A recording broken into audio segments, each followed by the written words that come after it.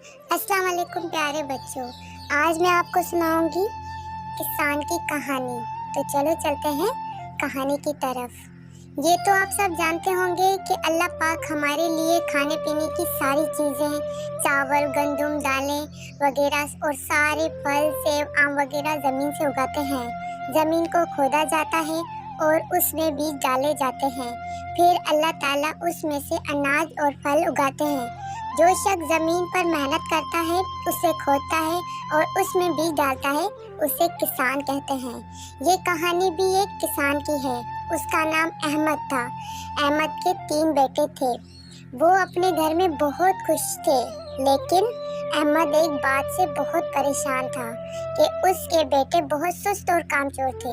वो काम काज में बिल्कुल उसकी मदद नहीं करते थे। आखिर बहुत सोचने के बाद उसके जहन में एक तरकीब आई। उसने अपने बेटों को जमा किया और उनसे कहा कि प्यारे बेटों, हमारी ज़मीन के अंदर खजाना छुपा हुआ है और मैं उसे निकालना चाहता हूँ, लेकिन मैं बूढ़ा हो गया हूँ और अकेला ये काम नहीं कर सकता। इसलिए अगर तुम मेरा साथ दो तो मैं ये काम मिलकर कर लें। सारे बेटे खजाने की तलाश पर राजी हो गए और उन्होंने ज़मीन खोदना शुरू कर दिया, लेकिन उनको खजाना ना मिला। उन्हें ये देखकर बहुत गुस्सा आया कि उनके वालिद ने उनसे झूठ कहा। उन्होंने अपने वालिद से शिकायत की। वालिद साहब सो रहे थे।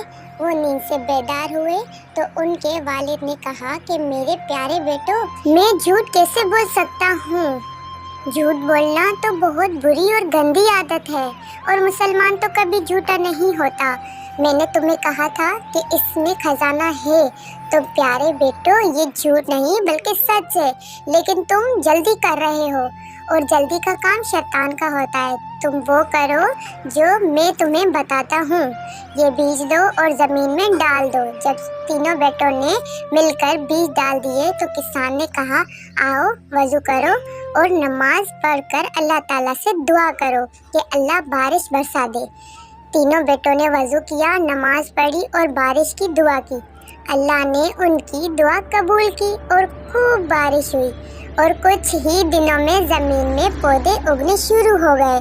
किसान ने अपने बेटों से कहा, देखो ये है वो खजाना जिसका मैंने तुमसे कहा था कि जब कोई शख्स मेहनत करता है तो उसका फल उसको ज़रूर मिलता है।